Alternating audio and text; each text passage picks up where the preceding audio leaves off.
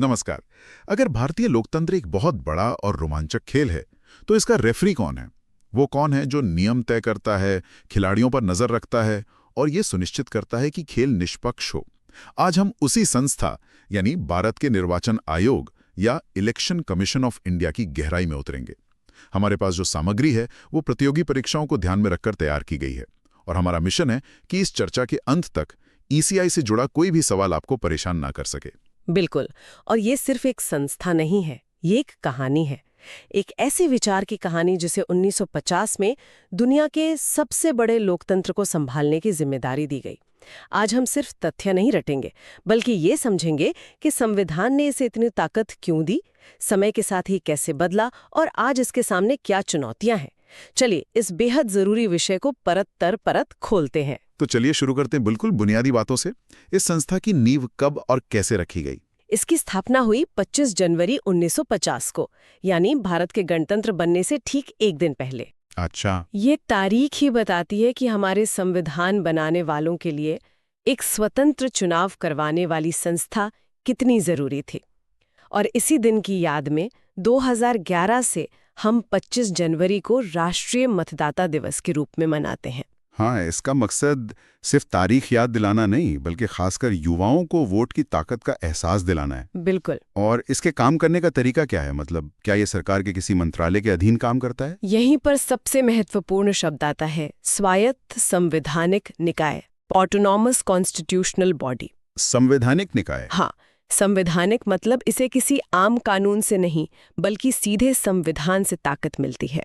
और स्वायत्त मतलब ये अपने फैसले लेने के लिए स्वतंत्र है, सरकार इस पर हुक्म नहीं चला सकती। इसका अपना एक अलग सचिवालय है जो नई दिल्ली में है।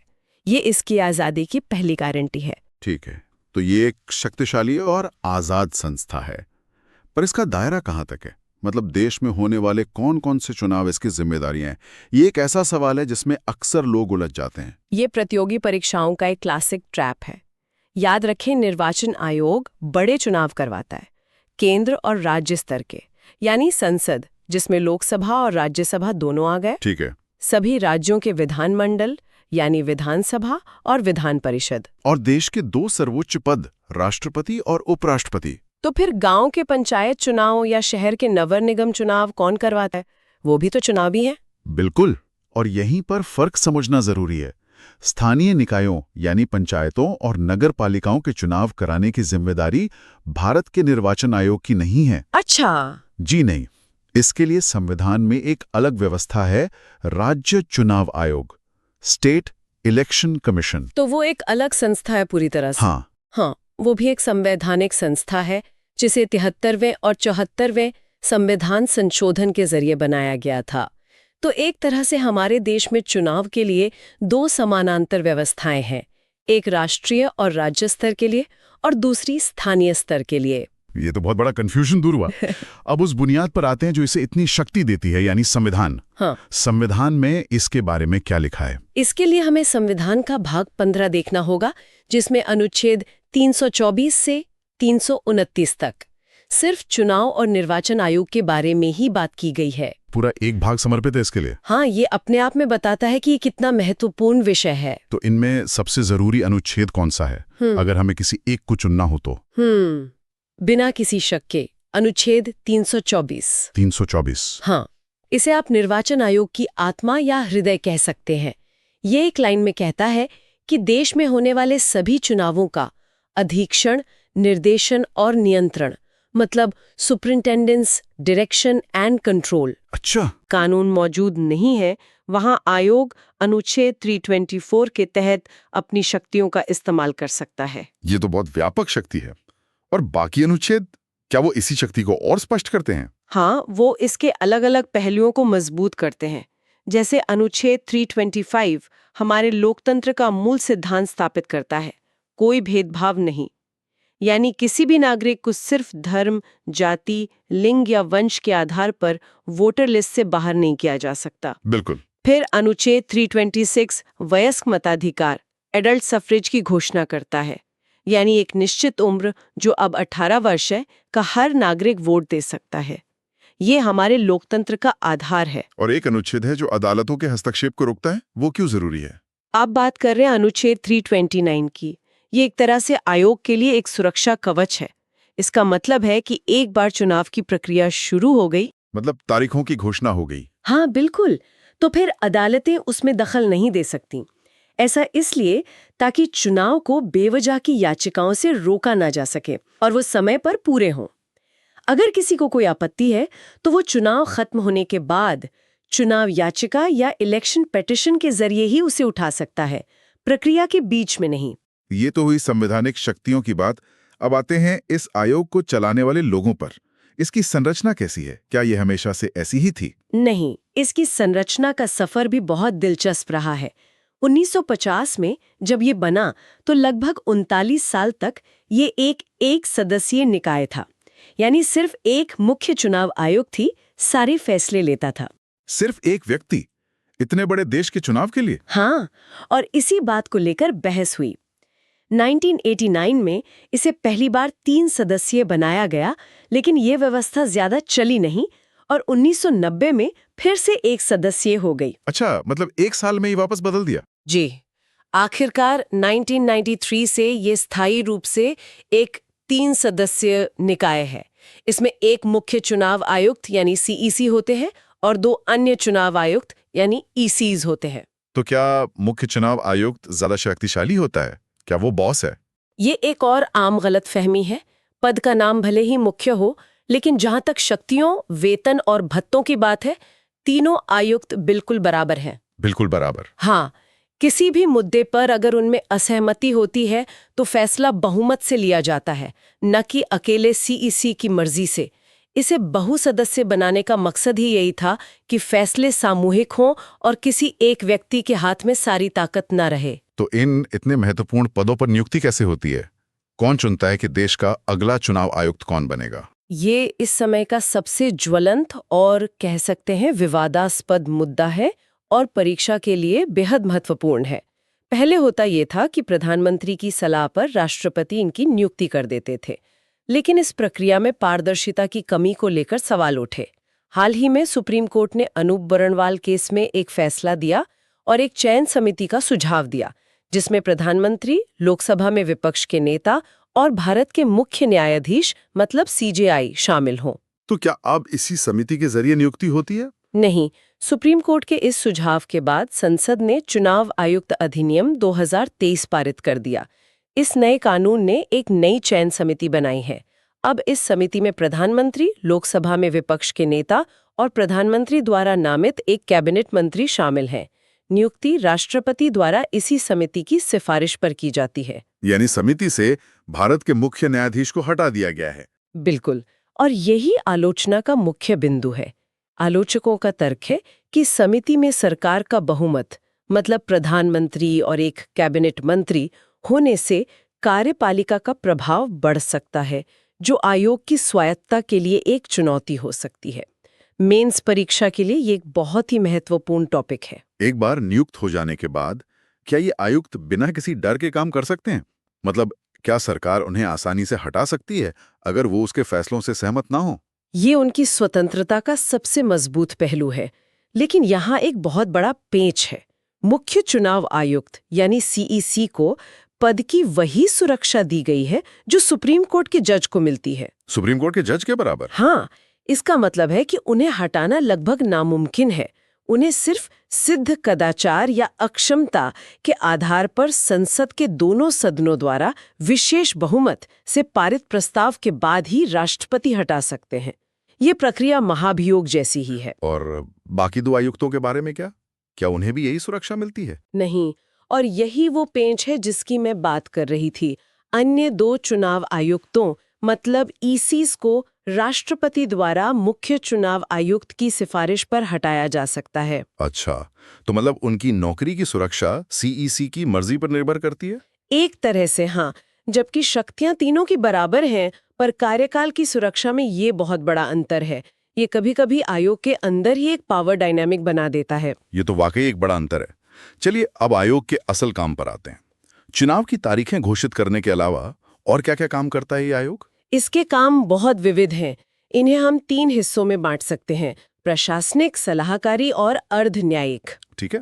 प्रशासनिक कामों में सबसे बड़ा काम है परिसीमन यानी डिलिमिटेशन, यानी चुनावी क्षेत्रों की भौगोलिक सीमाएं तय करना। फिर सबसे महत्वपूर्ण काम है वोटर लिस्ट तैयार करना और उसे अपडेट रखना। और राजनीतिक पार्टियों से जुड़े काम भी तो यही करता है, जैसे उन्हें चुनाव चिन्ह देना। हाँ, राजनीतिक दलों को राष्ट्रीय या राज्य स्तर की पार्टी के तौर पर मान्यता देना और उन्हें चुनाव चिन्ह आवंटित करना इसी का काम है। जब किसी पार्टी में 2 गुट हो जाते हैं और दोनों एक ही चिन्ह पर दावा करते हैं तो आयोग एक अदालत की तरह फैसला करता है। ये उसका अर्ध न्यायिक यानी क्वाजी जुडिशियल काम है। और इसका सलाहकारी काम क्या है? ये किसे सलाह देता है? ये राष्ट्रपति और राज्यपाल को सलाह देता है। अगर संसद के किसी सदस्य एमपी की अयोग्यता को लेकर कोई सवाल उठता है तो राष्ट्रपति इस मामले को आयोग के पास भेजते हैं और आयोग की सलाह राष्ट्रपति पर बाध्यकारी होती है। मतलब राष्ट्रपति को वो सलाह माननी होगी। बिल्कुल, यही प्रक्रिया राज्यों में विधायकों एमएलएज के लिए है, जहां आयोग राज्यपाल को सलाह देता है। अब बात करते हैं आयोग के सबसे शक्तिशाली हथियार की, जिसके लागू होते ही सरकार की शक्तियां भी सीमित हो जाती हैं, आदर्श आचार संहिता या मॉडल कोड ऑफ कंडक्ट। बिल्कुल, एमसीसी की सबसे दिलचस्प बात यह है कि ये कोई कानून नहीं है। कानून नहीं है? नहीं, इसे संसद ने पास नहीं किया है। ये सभी राजनीतिक दलों की सहमति से बनी एक नैतिक संहिता है। लेकिन जैसे ही चुनाव की तारीखें घोषित होती हैं और ये लागू होती है, ये किसी भी कानून से ज्यादा शक्तिशाली हो जाती है। इसके तहत सरकार कोई नई घोषणा नहीं कर सकती, सरकारी मशीनरी का दुरुपयोग नहीं कर सकती और कोई भी दल या उम्मीदवार धर्म या जाति के नाम पर वोट नहीं मांग सकता। अगर ये कानून नहीं है तो इसके उल्लंघन पर कार्रवाई कैसे होती है? यहीं पर अनुच्छेद 324 की व्यापक शक्तियां काम आती हैं। आयोग एमसीसी का उल्लंघन करने वालों के खिलाफ अनुच्छेद 324 के तहत कार्रवाई करता है और इसका सबसे बेहतरीन उदाहरण है पूर्व मुख्य चुनाव आयुक्त टीएन शेषन। हाँ, उनका नाम तो बहुत सुना है। लोग मजाक में कहते थे कि शेषन के आने से पहले भारतीय नेता सिर्फ भगवान से डरते थे, उनके आने के बाद वो भगवान और चुनाव आयोग दोनों से डरने लगे। शेषन ने उन्हीं नियमों का इस्तेमाल कर भारतीय चुनावों की तस्वीर बदल दी जो पहले से मौजूद थे, बस उन्हें सख्ती से लागू किया। इतनी शक्तियों और सफलताओं के बावजूद क्या आयोग के कामकाज में कुछ कमियां या सीमाएं भी हैं? हाँ, बिल्कुल है, और उन पर सुधार की चर्चा हमेशा चलती रहती है। पहली कमी तो यही है कि संविधान में आयुक्तों की कोई योग्यता निर्धारित नहीं की गई है। अच्छा, कोई क्वालिफिकेशन नहीं है? नहीं। दूसरी, जैसा हमने चर्चा की, अन्य 2 आयुक्तों को सीईसी जैसी कार्यकाल की सुरक्षा नहीं है। तीसरी बड़ी कमी है कि सेवानिवृत्ति के बाद आयुक्तों के किसी और सरकारी पद पर नियुक्ति पर कोई रोक नहीं है। इससे ये आशंका बनती है कि कहीं वे भविष्य में कोई पद पाने के लालच में सरकार के प्रति नरम रुख न अपनाएं। और जमीनी स्तर पर काम करने के लिए क्या इनके पास अपना स्टाफ होता है? ये चौथी और एक बहुत बड़ी व्यवहारिक चुनौती है। आयोग के पास अपना स्थायी स्टाफ बहुत कम है। चुनाव कराने के लिए ये पूरी तरह से केंद्र और राज्य सरकार के कर्मचारियों जैसे शिक्षक, बैंक कर्मचारी और अन्य अधिकारी पर निर्भर रहता है। इन चुनौतियों से निपटने और चुनावों को बेहतर बनाने के लिए आयोग ने अपनी तरफ से क्या कोई पहल की है? कई बेहतरीन पहल की हैं। मतदाताओं को शिक्षित और जागरूक करने के लिए स्वीप मतलब systematic voters education and electoral participation नाम का एक बहुत बड़ा कार्यक्रम चलता है। स्वीप, हाँ। टेक्नोलॉजी का भी भरपूर इस्तेमाल हो रहा है, जैसे सी विजिल ऐप है, जिसके जरिए कोई भी नागरिक कहीं से भी आचार संहिता के उल्लंघन की तस्वीर या वीडियो भेजकर शिकायत कर सकता है। इस संस्था के इतिहास में कुछ नाम हमेशा के लिए जुड़ गए हैं। टीएन शेषन के अलावा और कौन प्रमुख चेहरे रहे हैं? भारत के पहले मुख्य चुनाव आयुक्त सुकुमार सेन थे, जिन्होंने शुरुआती 2 लोकसभा चुनाव बहुत ही चुनौतीपूर्ण परिस्थितियों में कराए। पहली और एकमात्र महिला सीईसी वीएस रमा देवी थीं, हालांकि उनका कार्यकाल बहुत छोटा था। और एक और बड़ा नाम जेएम लिंगदों का है, जिन्हें उनके काम के लिए प्रतिष्ठित रैमन मैग्सेसे पुरस्कार से भी सम्मानित किया गया था। बहुत खूब। तो आज हमने भारत के निर्वाचन आयोग के लगभग हर पहलू को छू लिया, उसकी स्थापना से लेकर आज की चुनौतियों तक। बिल्कुल। अगर हम आज की पूरी चर्चा का सार निकालें तो ये है कि निर्वाचन आयोग भारतीय लोकतंत्र की रीढ़ है। ये एक शक्तिशाली, स्वतंत्र और संवैधानिक संस्था है, जिसने समय के साथ खुद को साबित किया है। लेकिन नियुक्ति प्रक्रिया और कुछ अन्य संरचनात्मक मुद्दों पर अभी भी सुधार की गुंजाइश बनी हुई है। तो अगर परीक्षा से ठीक पहले किसी को सब कुछ दोहराना हो तो कौन से टॉप पॉइंट्स उसे याद रखने चाहिए? सबसे पहले कुछ अनुच्छेद 324 जो आयोग की शक्तियां बताता है और 326 वयस्क मताधिकार। दूसरा, संरचना, एक सीईसी और 2 ईसीज जिनकी शक्तियां बराबर हैं। तीसरा, कार्यकाल 6 साल या 65 वर्ष की आयु।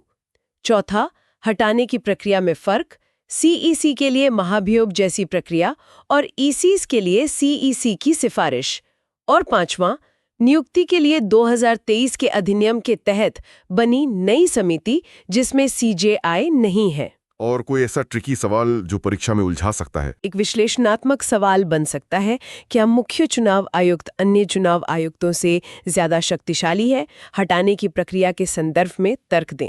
इसका जवाब सीधा हाँ या नहीं में नहीं होगा। आपको समझाना होगा कि शक्तियों में बराबर होते हुए भी कार्यकाल की सुरक्षा सीईसी को एक व्यवहारिक बढ़त देती है। और तैयारी के लिए कोई आखिरी सलाह? मेरा सुझाव होगा कि हाल के चुनावी सुधारों, खासकर नियुक्ति प्रक्रिया से जुड़े सुप्रीम कोर्ट के फैसलों और नए संसदीय कानून पर पैनी नजर रखें। ये करंट अफेयर्स और पॉलिटी दोनों के लिहाज से एक हॉट टॉपिक है। और जाते जाते हमारे श्रोताओं के लिए एक सवाल छोड़ जाते हैं। निर्वाचन आयोग की स्वतंत्रता को और मजबूत करने के लिए क्या सेवानिवृत्ति के बाद आयुक्तों की नियुक्ति पर पूरी तरह से रोक लगा देनी चाहिए? इस पर सोचिएगा।